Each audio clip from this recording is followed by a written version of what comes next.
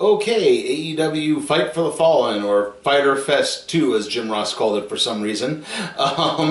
It just ended a few minutes ago. Kind of a weird show. First off, Tony Schiavone was not there. Apparently he did not get his COVID test results back in time, and as a result he could not be there. So Taz was on the commentary for the first hour-ish or so of the show, and then the next hour was Chris Jericho. Starting things off, we opened up with Cody's open challenge for the TNT Championship, and this was revealed about a day or two ago that he would be facing Sonny Kiss for the TNT Championship. Sonny Kiss came out with the Jacksonville Jaguars cheerleaders accompanying him. So this was kind of a strange match in a sense because Cody definitely worked heel. He was doing a lot of heelish things. He was taking cheap shots. Much to Arn's chagrin. He was doing way too much. Like, he tried to get a weapon at one point. He took the turnbuckle off the pad. Like I said, he took some cheap shots. I think he went for a dirty pin. He hit an Alabama slam on the entrance ramp.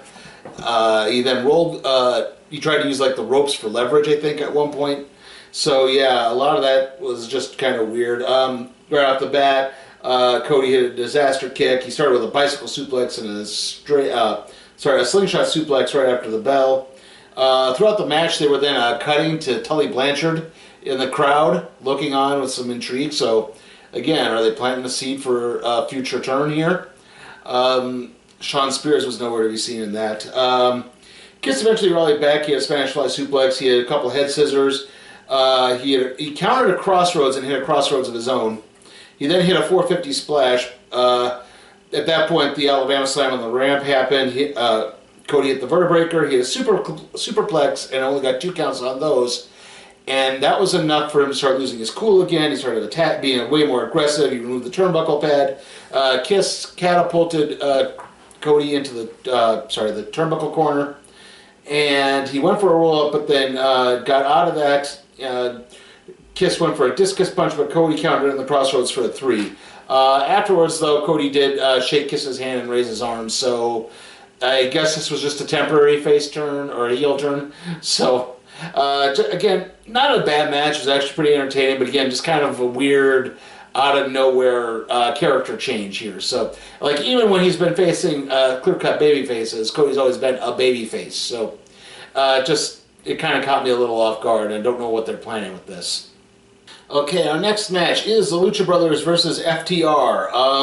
As the Lucha Brothers came to the ring, they were actually brought to the arena in their purloined truck that belonged to FTR that were stolen by the Butcher and the Blade. The Butcher and the Blade were driving it. Right off the bat, the Luchas hit a flapjack leg drop combo.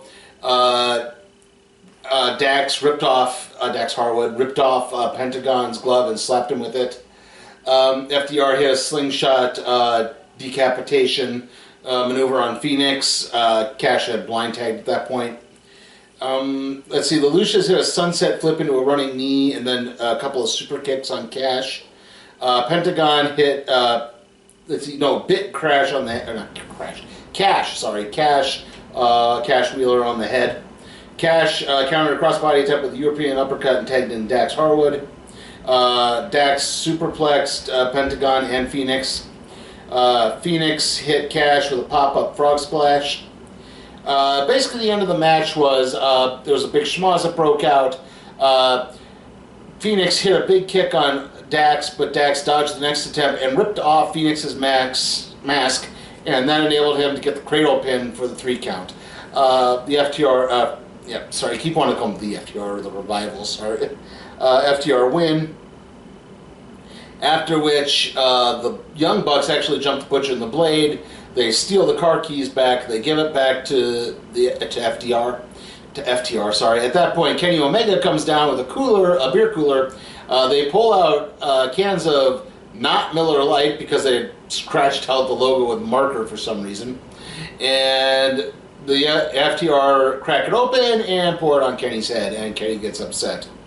And again, the Young Bucks have to play peacemakers. FTR then take the keys, go to their truck, and it doesn't start before the commercial break. Like, you can see Cash is trying, like, come on! Like, so, again, overall, really good match, pretty enjoyable. Again, don't know what they're doing with characters in this, because there's another point we'll get to after this that gets, again, even more weird in terms of characterization. I don't know who's supposed to be a good guy or a bad guy in this scenario. After that, though, Chris Jericho came out to address the crowd and to make an announcement. He said, my match with Orange Cassidy was one of the best I ever had. He's a really good worker. But if you want a rematch, you're not getting one. Sorry. And then Orange Cassidy came out, stood in the crowd. He gave the thumbs up, but they gave the thumbs down, and suddenly a whole bunch of orange juice poured from the ceiling onto Chris Jericho. So a very soaked and sticky Chris Jericho had to take over the commentary task at this point. And that leads us into, and that leads us into our next match, which is a six-man tag match. The Jurassic Express of Luchasaurus, Jungle Boy, and Marco Stunt against the Elite of Kenny Omega and the Young Bucks. Early on, just before that, they played an interview where Luchasaurus said, yeah, the OJ spilling on Jericho's funny, but taking on the Elite isn't. And that upset Jericho for some reason.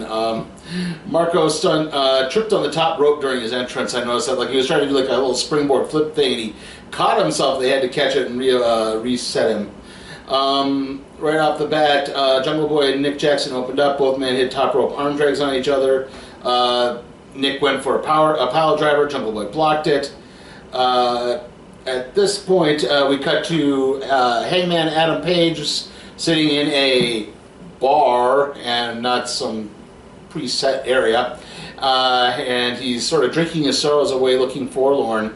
Later on, he would be approached by the Revival, FTR, my bad.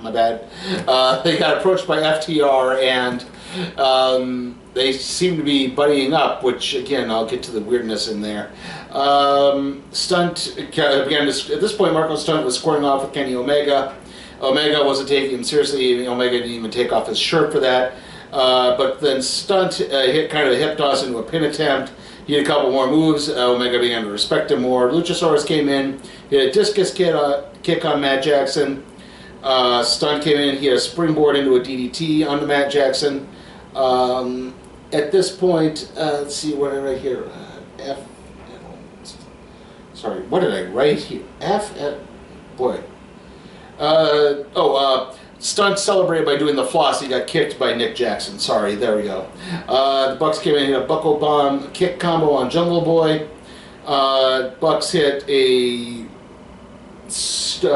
Marco Stunt and the Young Bucks hit super kicks on Marco Stunt and Luchasaurus. Sorry. Jungle Boy came back, hit a corkscrew DDT on Matt Jackson. Luchasaurus chokeslam Matt Jackson. At this point, Kenny Omega broke up the pin. We had a triple Tiger Driver 98 on Luchasaurus, but he kicked out. Stunt came in and hit a 450 splash on Nick. Stunt was going for something, but Kenny Omega caught him and hit the one-winged angel for the 3 count of the victory. Afterwards, Omega made that he was going to shake Marco Stunt's hand, and then inexplicably just attacked him out of nowhere. And again, the Bucks had to play Peacemaker. So, yeah, this is that weird thing I was talking about. Again, we have Hangman Page, who's been teasing a heel turn, but now we also have Cody teasing a heel turn, and now Kenny Omega teasing a heel turn. So are they breaking up the Elite? Or, Page and Omega going to break up? Because I assume that's what the storyline has been building to, a breakup between the two. But then, who's going to be who in this scenario? And, yeah, see, this is where I'm starting to get confused in terms of characterization. The match itself was fine. It was a little too high spot heavy for my taste. It definitely ran, like I said, if you remember last week, I talked about how the 6- and 8-man tag matches can get clunky at times. This one definitely got clunky quite a bit. Like, good efforts all around, but it didn't quite seem to suit my taste. Okay, so our next match is the Nightmare Sisters. Let me try this again. Okay, so our next match is the Nightmare Sisters of Brandy Rhodes and Allie against Kenzie Page and MJ Jenkins. This was a match they just said the Nightmare Sisters would be in action. This was a tag team that has recently formed on AEW Dark. Not too much says for the squash match. Brandy hit a bicycle kick on Paige. Ellie came in, hit a slingshot or a sliding clothesline on Paige. Brandy hit a super kick on Paige. At some point, MJ Jenkins tagged in. Brandy hit a sling blade. Ellie hit a bulldog, and then a final cut for the 3 count of the victory. Afterwards, it was kind of a celebration, though both Dustin and Brandy still seem reluctant to accept Ellie as a partner. Okay. And yeah, this is kind of this is kind of weird. They're now talking about building women's tag team division. They barely have a women's division right now because most of them are out of the country or injured. So yeah, that they don't really have much of a women's roster to begin with, and now you want to try to make tag teams out of them? I'm not opposed to the idea of a women's tag team division, but you build the women's division first. You really haven't done much of that recently, and that's been one of the big knocks on AEW is they have not followed through on the great women's wrestling that they promised.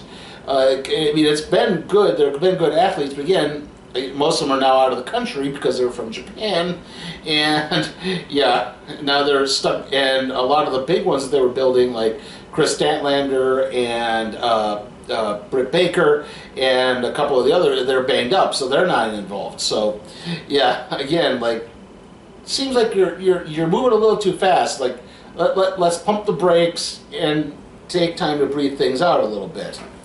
After this, though, Nyla Rose came out to make an announcement. Yes, she does have a manager, but she's not going to say who it is. She's just going to let the manager speak for herself, and it's, excuse me, excuse me. Yes, Vicky Guerrero is Nyla Rose's new manager. This could actually work. I think this is actually a really good idea. It definitely gives. I mean, Vicky's so over as a heel. I think this is going to work really well. Both are really over as heels, especially if Nyla can win the championship back. I think that will definitely help get everything over there. Okay, and now it's our main event, the AEW Championship match between Jon Moxley and Brian Cage. The long-awaited confrontation between these two. Earlier in the night, there was a promo from Moxley who said, yeah, I might not be able to get the paradigm shift on you, but you have a surgically repaired bicep. Maybe I'll just put you in an arm bar and tear that thing right off the bone. So that was kind of his motivation for the match there. He early on tried to go for an arm bar. He shoved Cage in the ring post. Cage came back. He had a big clothesline. Moxley had a drop kick. Cage had a big German suplex. At some point, Moxley, the AEW barricades are just like the bike racks. They have a little tarp over them. Moxley tangled Cage's injured arm into the bike rack barricade and stomped on it. He then tried to set up the barricade for a German suplex, but Cage fought out hit a German suplex on Moxley through the barricade, and then slammed Moxley on the barricade as they went through the commercial break. Moxley hit a torpe into the hammerlock. Cage put Moxley in a torture rack, and then he modified that into a camel clutch. Cage suplexed Moxley onto a chair. Cage went for a moonsault, but Moxley dodged it. He hit a flying knee. He then managed to just get the paradigm shift off, but only got a 2 count on it. Cage hit a buckle bomb. Moxley managed to catch Cage and lock him in a cross armbar. He then modified it in kind of a Rings of Saturn hold and then into a Fujiwara armbar. And at that point, Taz threw in the towel, which seemed a little rushed there. Threw in the towel, so Moxley wins. That means, yeah, he gave up. It's like Cage wasn't really in the hold for that long, or yeah, it seemed to look like maybe he was starting to fight out of it, but no, Taz just threw the towel in right away. Though maybe there was an advantageous bit to this because right afterwards, Cage attacked Moxley with the FTW Championship, knocked him out a couple of times, but then the lights went out, and when he came up, Darby Allin was standing there, and he was holding a skateboard with some studs on the end of it, and he took it and he jumped off the top rope and clobbered Cage with the skateboard, knocking him out of the ring. Cage tried to come back, but Taz talked him out of it, just told him to pick up the FTW Championship and leave. And Moxley and Darby Allin kind of stood together in the ring triumphantly as the show went to dark. So, yeah, that was pretty much it. The match itself overall, not bad. It was kind of, sort of bog standard a little bit. Like, Moxley was the weak. You could kind of understand a little bit the idea. I mean, Moxley hasn't been able to do much for over a month now. And it got rushed, and of course got stretched out a little bit because of Renee's COVID-19 diagnosis. So, yeah, I could understand, like, Moxley himself even seemed winded a little bit early on in the match. So, yeah, I could kind of understand why maybe this comes across as being a little clunky. But, I mean, it wasn't terrible. It was, like I said, a pretty basic match. They knew when to hit the high spots. They knew when for Moxley to come back. Like I said, the ending felt real rushed, though. It kind of sticks in my craw a little bit. That just felt a little rushed. And then the Darby Allin appearance, that was fine. Like, I like that they at least enabled Cage to keep up the attack and still look strong a little bit at the end. And I don't know what that means for anything in the future, really. I'm guessing we're probably going to see Moxley Cage again at some point here. I don't know if they're going to have him face Darby Allin first. They're going to build up to some big stunt or something, but it definitely looked like they were doing that last couple weeks with the Darby Allin vignettes. So it's possible that something like that could happen. So my overall thoughts on the show, yeah, this was definitely a step back from Fyter Fest Night 2, maybe even a step back from Fyter Fest Night 1.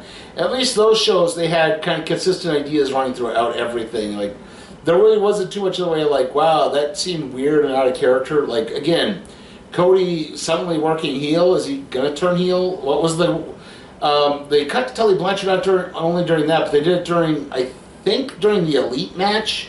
Or was it it was the FTR match. They also cut to Tully Blanchard during that. So, is he going to be enlisting one of those teams? What's going on there? Like, it just seemed like they were maybe planting for more for future storylines than trying to further the ones they already had going. So, yeah, again, like, what's the deal with Kenny Omega and Hangman Page? Who's the heel in this breakup? Because now it looks like they're both turning heel. How many times are the Young Bucks going to have to play Peacemaker?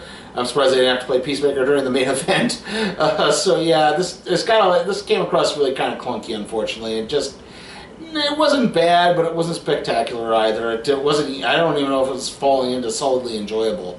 The more I think about it, the less and less I'm beginning to like it. So I'm just going to cut this right now and give AEW Fight for the Fallen a C. Just, again, not bad. Just, it could have been better. Again, rushed finishes, some clunky entrances, and characterization that just kind of seemed all over the place. So, yeah, it didn't really seem to work very well at all. Phone went off there, sorry. Anyway, let's see. So, the next video is going to be the recap and review for Extreme Rules. Like I said last week, no movie review this week. But, like I said, Extreme Rules 2020 recap and review. That'll be up probably Monday, maybe late night Sunday. I don't know depending on when the show ends. But yeah, it'll definitely be up Monday by the latest. And then after that, it'll be the random trade review on Gem and the Holograms Volume 1. See you all next time.